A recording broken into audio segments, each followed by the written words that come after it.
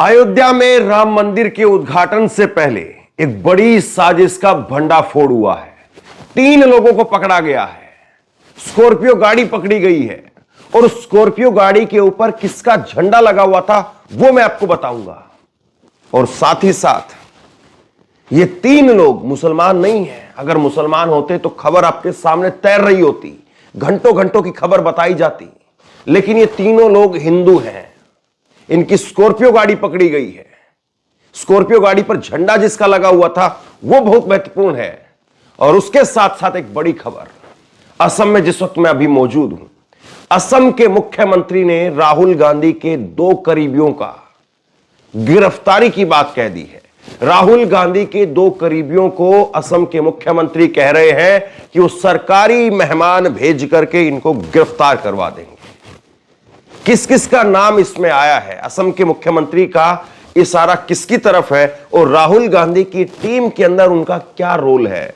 राहुल गांधी के बेहद करीबी, राहुल गांधी के करीबी जो 5-7 लोग हैं जो इस यात्रा को देख रहे हैं, राहुल गांधी जहां पर जाते हैं वो पूरा कार्यक्रम देखते हैं, उनमें जो 5-7 लोग हैं जो बिल्कुल राहुल गांधी के इर्द गिर्द के जो कोर कमेटी जिसको कहते हैं, उसमें से 2 लोगों को गिरफ्तार करवाने की बात हो रही है। तो बड़ी खबर, 2 बड़ी खबरें मैं आपको बताने वाला हूं। सबसे पहले शुरुआत करता हूं सबसे बड़ी खबर से, अयोध्या से। अयोध्या में आपको बताया जा रहा है कि इतने हजार कमांडो हैं, इतने हजार सिक्योरिटी कर्मी हैं, सारी बातें आपको बताई जा रही है। बताया जा रहा है कि ड्रोन से निगरानी हो रही है, बताया जा रहा है कि इतने लेयर की सिक्योरिटी वहां पर मौजूद है। लेकिन उसके बावजूद वहां पर एक स्कॉर्पियो गाड़ी पकड़ी जाती है। उस स्कॉर्पियो गाड़ी के अंदर 3 शख्स जो आपकी स्क्रीन पर इस वक्त हैं, जिनके नाम है शंकर लाल, जिनके नाम है अजीत कुमार और जिसका नाम है प्रदीप पुनिया, ये 3 लोग वहां पर पकड़े गए हैं। ये तीनों लोग अयोध्या के अंदर रेकी करने का काम कर रहे थे। और दूसरी खबर जो मैं आपको बताने वाला हूं असम की, वो भी रेकी से जुड़ी हुई है। वो खबर भी बहुत इंपॉर्टेंट है, उस पर भी मैं बात करूंगा, लेकिन पहले अयोध्या की खबर को पूरा करते हैं। अयोध्या के अंदर इन तीनों लोगों को पकड़ा गया है। अयोध्या की एटीएस ने इन तीनों लोगों को पकड़ा है। और अयोध्या की एटीएस ने जब इन तीनों लोगों को पकड़ा है 22 तारीख को, बताया यह जा रहा है कि 22 तारीख को कोई बड़ी घटना को अंजाम देने वाले थे। 22 तारीख को ये बड़ी घटना को अंजाम देने वाले थे और पूछताछ के अंदर ये तीनों संदिग्ध खालिस्तानी समर्थक हरमिंदर सिंह उर्फ लांडा के संपर्क में थे। उससे लगातार कांटेक्ट कर रहे थे। हरमिंदर सिंह उर्फ लांडा खालिस्तानी समर्थक है, ये उसके संपर्क में थे। गुरु पतवंत सिंह पन्नू का करीबी है हरमिंदर सिंह लांडा, यानी गुरु पतवंत सिंह पन्नू उसका करीबी हरमिंदर सिंह लांडा, और उसके संपर्क में ये लोग थे। तो मतलब आप सोच करके देखिए, गुरु पतवंत जो कि अमेरिका में बैठा हुआ है, वो अयोध्या के अंदर क्या कोई बहुत बड़े साजिश करना चाहता है? क्या है इसका पीछे मकसद, वो पुलिस बताए अब जांच करके। तीनों संदिग्ध अयोध्या में रेकी करके आसपास का नक्शा उनको भेजने का काम सौंपा गया था। रेकी के बाद में तीनों को अयोध्या के अंदर रुकना था और फिर डायरेक्शन मिलने के बाद में किसी बड़ी घटना को अंजाम देना था। मतलब इन तीनों लोगों को यह काम सौंपा गया था कि आप अयोध्या के अंदर घूमते रहिए, आपका नाम ऐसा है कि आपको होटल मिलने में कोई दिक्कत नहीं होगी, आपको कहीं पर शायद पुलिस वाले नहीं रोकेंगे। अगर कोई अब्दुल सलीम होता तो शायद उसको टेढ़ी नजर करके देखा जाता, लेकिन अब अजीत कुमार है, अब शंकर लाल है, अब प्रदीप पुनिया है, तो फिर क्या ही कहेंगे। तो इन तीनों को यह काम दिया गया था कि आपको अयोध्या के अंदर रुकना है, अयोध्या के जो नक्शे हैं वो भेजना है कि कहां पर क्या क्या है, और डायरेक्शन मिलने के बाद में किसी बड़ी घटना को अंजाम देना था। ये बातें जो है वो निकल करके सामने आ रही है। एटीएस अब उस ऑडियो की भी जांच कर रही है, जो बातचीत इनकी आपस में हो रही थी उसकी जांच भी एटीएस कर रही है। तीनों के पास से हरियाणा नंबर की HR 51 BX 3753 स्कॉर्पियो गाड़ी बरामद हुई है। दोबारा से सुनिए, हरियाणा नंबर की स्कॉर्पियो गाड़ी HR 51 BX 3753 यह गाड़ी उनके पास से बरामद हुई है। तो यह अपने आप में इतनी बड़ी खबर है। यह धार्मिक झंडा लगा करके धार्मिक झंडा लगा करके ये लोग रेकी कर रहे थे और बाकायदा टीका लगाया हुआ है, टीका लगाया हुआ है, भगवा गमछा बांधा हुआ है, तो फिर कहीं से जो है वो इनके ऊपर शक की सुई तो आती ही नहीं है। तो अयोध्या से यूपी एटीएस ने 3 बदमाशों को इनको गिरफ्तार किया है और ये तीनों राजस्थान के रहने वाले हैं, ये बताया जा रहा है। शंकरलाल, अजीत कुमार और प्रदीप पुनिया, इन तीनों के नाम है और इन्होंने अपनी गाड़ी के ऊपर श्री राम का झंडा लगाया हुआ था। अब बताइए, श्री राम का झंडा। और अयोध्या का जब जिक्र आएगा तो फिर पौराणिक कथाओं में हम ये भी सुनते हैं, ये भी पढ़ते हैं कि सीता माता का जब हरण हुआ तो रावण ने भी उस वक्त में भेष साधु का रखा था और अब ये लोग रेकी कर रहे हैं। तो देखिए फिर किस तरह का पहनावा है, गाड़ी के ऊपर श्री राम का झंडा लगा है, तो क्या वाकई कोई बड़ी चीज करने की जो है इनकी मंशा थी। शंकरलाल कनाडा में मौजूद खालिस्तानी समर्थक हरमिंदर सिंह उर्फ लांडा के संपर्क में था। हरमिंदर सिंह ने शंकर से कहा कि खालिस्तानी आतंकी गुरु पतवंत ने अयोध्या की रेकी करने को कहा है, साथ ही अयोध्या का नक्शा भेजने का भी आदेश दिया था। कनाडा में मौजूद हरमिंदर सिंह उर्फ लांडा के कहने पर तीनों अयोध्या पहुंचे थे। तो ये जानकारी अभी तक जो है वो निकल करके सामने आई है। बाकी इसमें एटीएस क्या करेगी, ये खबर कितनी चलेगी, आपको पता नहीं। जानकारी के मुताबिक शंकरलाल राजस्थान का कुख्यात गैंगस्टर है।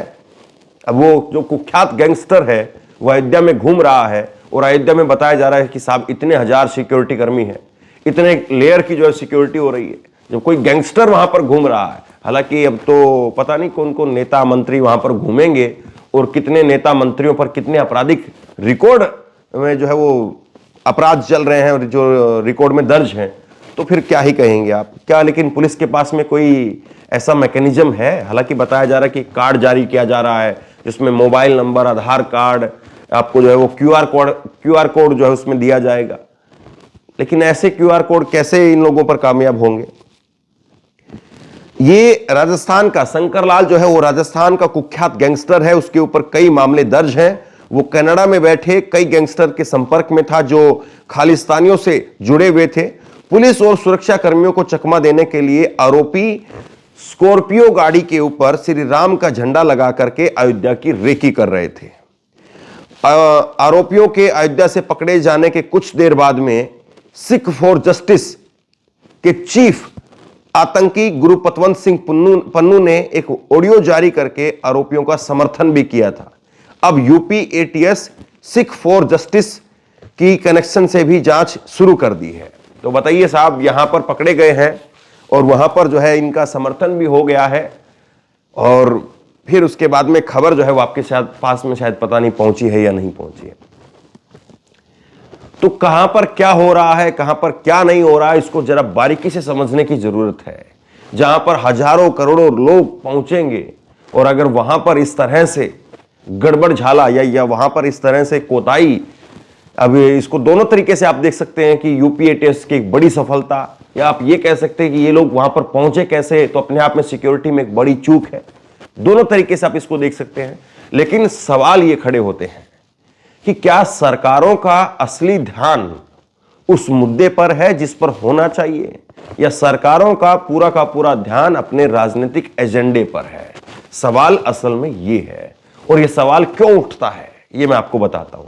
एक तरफ अयोध्या की बड़ी खबर मैंने आपको बताई और अयोध्या में क्या कुछ चल रहा है वो मैंने आपको बताया, लेकिन दूसरी तरफ असम के मुख्यमंत्री हेमंता बिस्वा शर्मा, असम के मुख्यमंत्री हेमंता बिस्वा शर्मा वो क्या कह रहे हैं, उनका एक और बयान निकल करके सामने आया है। हेमंता बिस्वा शर्मा का एक और बयान निकल करके सामने आया है और हेमंता बिस्वा शर्मा 2 व्यक्तियों का तरफ इशारा कर रहे हैं और बाकायदा बताया है कि एक व्यक्ति जो पूर्व में एसपीजी में था उसको हम सरकारी मेहमान भेज करके बुला लेंगे।